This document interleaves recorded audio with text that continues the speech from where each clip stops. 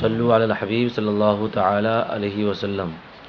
یہ بیان چل رہا ہے ان حروف کے بارے میں جو اسم میں عمل کرتے ہیں، اور اسم میں عمل کرنے والے حروف کی کتنی قسمیں پڑھی تھیں؟ پانچ قسمیں ہیں۔ پہلی قسم حروف جارہ، وہی پڑھ لیا ہم نے، اور دوسری قسم تھی کیا ہے؟ حروف مشبہ بالفعل، اس کا عمل بھی ہم نے پڑھ لیا۔ آج ہم تیسری اور چوتھی قسم انشاءاللہ پڑھیں گے۔ بیان کر رہے ہیں مصنف علیہ الرحمہ، سوم ما ولا المشبہاتان بلیسا، ما اور لا جو لیسا کے مشابہ ہو، ما اور لا جو لیسا کے مشابہ ہو۔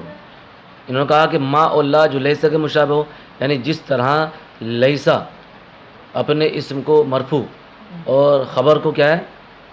نصب کرتا ہے، ایسے یہ بھی اپنے اسم کو مرفوع اور خبر کو نصب کرتا ہے۔ اور بات آئی اس میں؟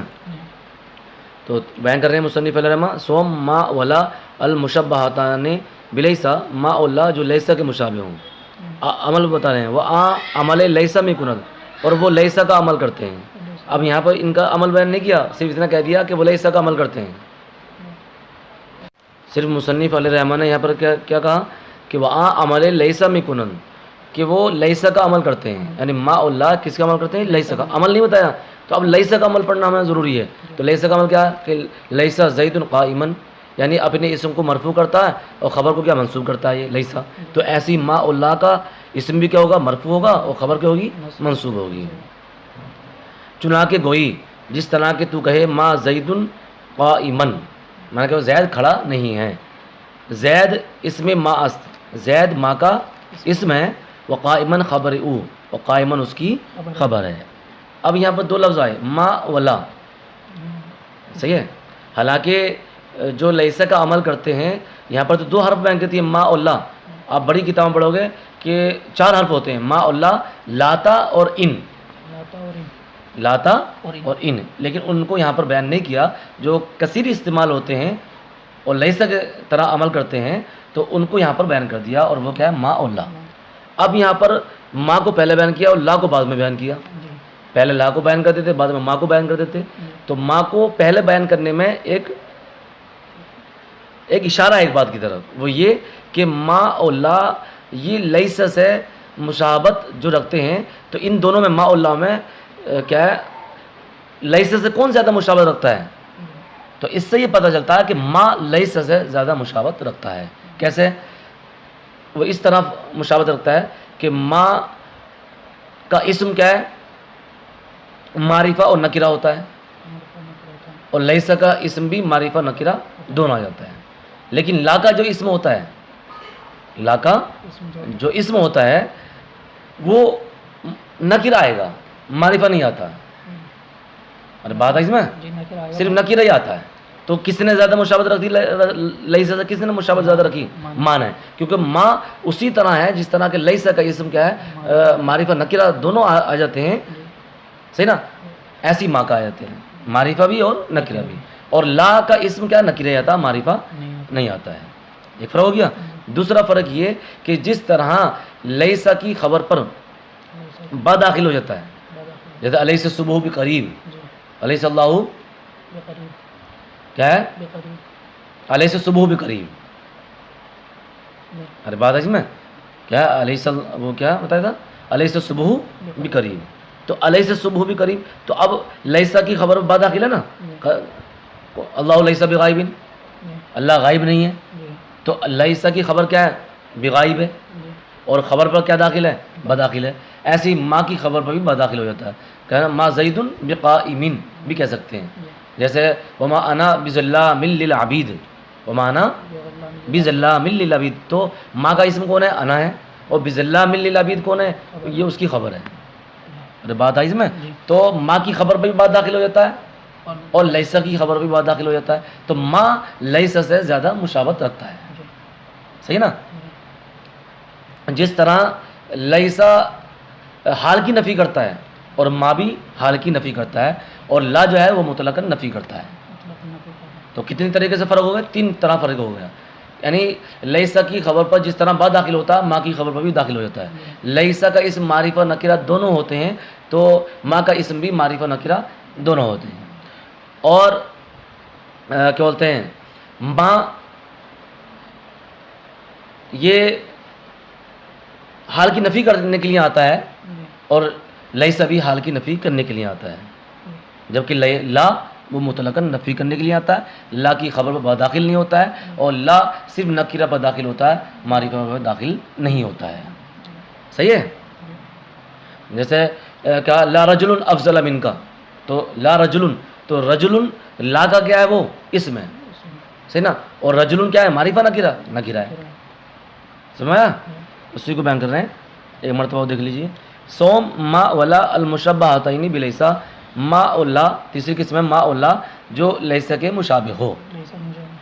وہاں عمل لیسا میں کنت، اور وہ لیسا کا عمل کرتے ہیں، چنانکہ کوئی جس طرح کہ تو کہے ما زید قائمن، زید کھڑا نہیں ہے. زید اسم ما است، زید ما کا اسم ہے، وہ قائمن خبر او، اور قائمن اس کی خبر ہے. لا کی یہاں پر مثال نہیں دی ہے. سمجھ میں آ گیا پورا یہ؟ چارم لا نفی جنس، یعنی اس میں عمل کرنے والے حروف کی چوتھی قسم. تو وہ چوتھی قسم کیا ہے؟ لا نفی جنس، لا نفی جنس. اب اس کا عمل کیا ہے بتا رہے ہیں. اس میں ایلا اکثر مضاف باشد، اس لا کا اسم اکثر کیا ہوگا؟ مضاف ہوگا. اس لا کا اسم کیا ہوگا؟ اکثر مضاف ہوگا. منصوب و خبرش مرفوع، منصوب اور اسی خبر کیا ہوگی؟ مرفوع ہوگی. یعنی لا نفی جنس کا اسم جو ہوگا وہ منصوب ہوگا، اور اسی خبر جو ہوگی وہ کیا ہوگی؟ مرفوع ہوگی. مثال دے رہے ہیں. چوں لا غلام رجل ظریف فی الدار، لا غلام رجل ظریف فی الدار، مانا کیا ہے؟ کسی مرد کا کوئی غلام گھر میں زیرک نہیں ہے، عقل مند نہیں ہے. اب یہاں پر دیکھو غلام کی اضافت ہے رجل کی طرف، صحیح نا، غلام کی اضافت ہے رجل کی طرف. انہوں نے کہا کہ اس لا کا اسم اکثر کیا ہوگا؟ مضاف ہوگا. تو لا نفی جنس کا اسم کون ہے؟ غلامہ رجل، اور یہ کیا ہے؟ اضافت کے ساتھ ہے. ارے بات آ رہی اس میں؟ اضافت کے ساتھ ہے. اور ظریفن یہ خبر ہے، اور فدار یہ بھی خبر ہے. اب اعتراض یہاں پہ یہ کر سکتے ہیں کہ صاحب یہاں پر لا نفی جنس کی خبر دو کیوں آئی ہیں؟ ایک ظریفن اور ایک کیا ہے؟ فدار. تو یہاں پر دو خبریں پیش کرنے کا مقصد یہاں پہ یہاں پر مصنف علیہ رحمہ کا یہ ہے کہ صاحب یہ یہاں پر مصنف علیہ رحمہ کو یہ بتلانا ہے کہ اسی خبر جار مجرور کے ساتھ بھی آ جاتی ہے، اور بغیر جار مجرور کے ساتھ بھی آ جاتی ہے، لیکن اسی خبر کیا ہوتی ہے؟ مرفوع ہوتی ہے. صحیح نا؟ تو ظریفن اور فدار دو خبریں اس معنی کر آئی ہیں. سمجھ آ گیا؟ اچھا بتا رہے ہیں. چہارم لا نفی جنس، چوتھی قسم ہے لا نفی جنس. اس میں ایلا اکثر مضاف باشد، اس لا کا اسم اکثر مضاف ہوگا. منصوب و خبرش مرفوع، منصوب اور اسی خبر کیا ہوگی؟ مرفوع ہوگی. چوں لا غلامہ رجل ظریف فی الدار، کسی مرد کا کوئی بھی غلام گھر میں عقل مند نہیں ہے. وہ اگر نکرہ مفردہ باشد، اور اگر نکرہ مفردہ ہو، یعنی مضاف نہ ہو بلکہ نکرہ مفردہ ہو. نکرہ سے مراد کیا ہے؟ معرفہ نہ ہو. اور مفردہ سے مراد کیا ہے؟ یہاں پر کیا ہے؟ مضاف اور شبہ مضاف نہ ہو، مضاف اور شبہ مضاف نہ ہو. صحیح ہے؟ تو کیا بتا رہے ہیں؟ مبنی باشد بر فتح، یہ مبنی ہوگا کس پر؟ فتح پر. فتح پر کیا ہوگا؟ مبنی ہوگا. چوں لا رجلا فی الدار، کیا گھر میں کوئی مرد نہیں ہے، کیا گھر میں کوئی مرد موجود نہیں ہے. اب لا یہ لا نفی جنس ہے، رجلا یہ نکرہ مفردہ ہے. نکرہ اس اعتبار سے کہ معرفہ نہیں ہے، اور مفرد اس اعتبار سے کہ یہ نہ مضاف ہے اور نہ شبہ مضاف ہے. صحیح نا؟ تو نکرہ مفردہ ہوگا، اس لا کا اسم تو کیا ہوگا؟ مبنی ہوگا، اور مبنی برفتح ہوگا. اس کو بیان کر دیا. وہ اگر بعد او معرفہ باشد، اور اگر اس کے بعد معرفہ ہوگا تو تکرار لا بمعرفہ دیگر لازم باشد. صحیح نا؟ تو لا کی تکرار بمعرفہ دیگر دوسرے معرفہ کے ساتھ لازم باشد کیا ہے؟ لازم ہوگی. واللہ ملغا باشد، اور لا کیا؟ ملغا ہوگا. ملغا عن العمل، یعنی وہ عمل نہیں کرے گا. یعنی جب لا یہ نکرہ پر داخل ہو، صحیح نا، نکرہ مفردہ پر داخل ہو، یا نکرہ ایسے نکرہ پر جو مضاف ہو نکرہ کی طرف، ایسے اسم پر داخل ہو، تب تو یہ عمل کرے گا، تب تو یہ عمل کرے گا. لیکن جب لا کے بعد معرفہ ہو تو اس میں دو چیزیں ہیں.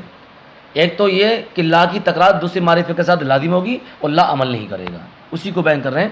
وہ اگر بعد او معرفہ باشد اور اگر اس کے بعد معرفہ ہو کیا ہے تکرار لا بمعرفہ دیگر لازم باشد تو لا کی تکرار دوسرے معرفہ کے ساتھ کیا ہوگی لازم ہوگی. واللہ ملغا باشد اور لا کیا ہو جائے گا ملغا ہو جائے گا. ملغا کا مطلب یہ ہے وہ عمل نہیں کرے گا لغو ہو جائے گا.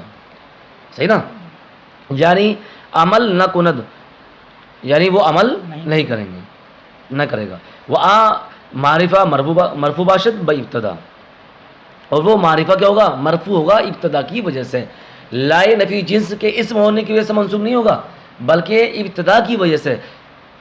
صحیح نا کیونکہ مبتدا ہے اور مبتدا عامل کیا ہوتا ہے ابتدا ہوتا ہے تو اپنے ابتدا کی وجہ سے وہ مرفوع ہوگا لا عمل نہیں کرے گا.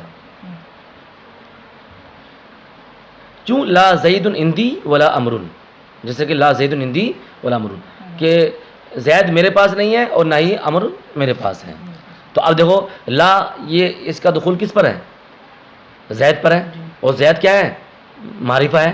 پھر اس کے بعد کیا ہے اندی کے بعد لا آئی لا کی تکرار ہوئی پھر اس لا کے بعد بھی معرفہ ہے. تو انہوں نے کہا کہ کیا ہے لا کی تکرار دوسرے معرفہ کے ساتھ لازم ہوگی. تو یہاں پر لا کی تکرار دوسرے معرفہ یعنی امر کے ساتھ لازم ہو گئی.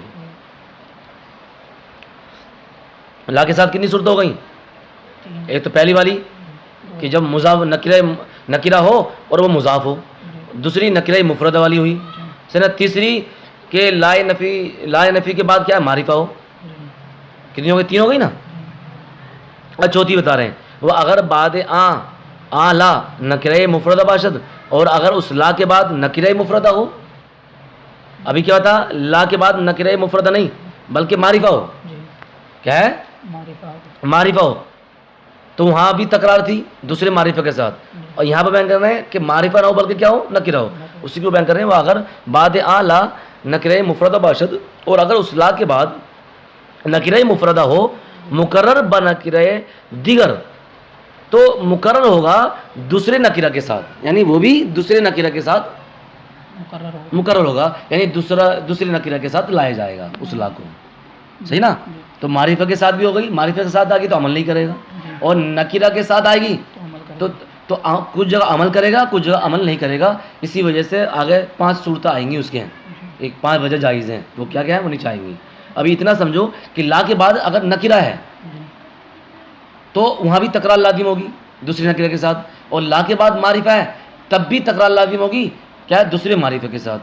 لیکن اگر لا کے بعد معرفہ ہو تو لا عمل نہیں کرے گا اور لا کے بعد نکرہ ہو تو یہ عمل کرے گا بھی اور عمل نہ بھی کرے گا. صحیح ہے بیان کر رہے ہیں کیا اگر بعد لا نکرہ مفردہ باشد اور اگر اس لا کے بعد نکرہ مفردہ ہو مقرر بنکرہ دیگر تو مقرر ہوگا دوسرے نکرہ کے ساتھ. وہ دروں 5 وجہ رواز اور اس میں کتنی وجہ جائز ہیں 5 وجہ جائز ہیں. چوں لا حول ولا قوت الا باللہ یعنی نہیں ہے کوئی کیا ہے طاقت اور قوت مگر اللہ ہی کے لیے. 5 وجہ جائز ہیں وہ اور 5 وجہوں کو مثالوں میں 5 مثالوں میں بیان کر رہے ہیں. لا حول ولا قوت الا باللہ تو اس مثال میں دونوں لا یہ نفی جنس کے لیے ہیں اور دونوں نکرہ مبنی برفت ہیں. دوسری مثال میں لا حول ولا قوت الا باللہ میں پہلا لا نفی جنس کے لیے ہیں اور یہ عامل نہیں ہے یعنی عمل نہیں کر رہا ہے اور دوسرا لا یہ زائدہ ہے تاکید نفی کے لیے ہیں اور دونوں یہ مرفوع ہوں گے ابتدا کی وجہ سے. تیسری مثال ہے لا حول ولا قوت الا باللہ تو پہلا لا لا حول ولا قوت میں جو لا حول کا لا ہے یہ نفی جنس کے لیے ہیں اور دوسرا زائدہ تاکید نفی کے لیے ہیں. پہلا نکرہ یہ مبنی برفت ہوگا اور دوسرا نکرہ یہ مرفوع ہوگا پہلے والے نکرہ کے محل پر عمل کرتے ہوئے کیونکہ وہ محلن وہ مرفوع تھا ابتدا کی وجہ سے.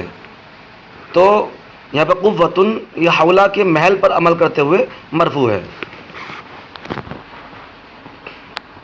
لا حول ولا قوت الا باللہ تو لا حول ولا قوت الا باللہ میں پہلا لا یہ مشابہ بلیسا ہوگا، اس کا اسم مرفوع، دوسرا لا نفی جنس کے لیے ہے، اور اس کا اسم یعنی دوسرے والا لا کا اسم یہ مبنی برفت ہوگا، کیونکہ اس کا اسم کیا ہے؟ نکرہ مفردہ ہے، اور جب لا نفی جنس کا اسم نکرہ مفردہ ہوگا تو وہ مبنی برفت ہوتا ہے، تو یہ مبنی برفت ہوگا۔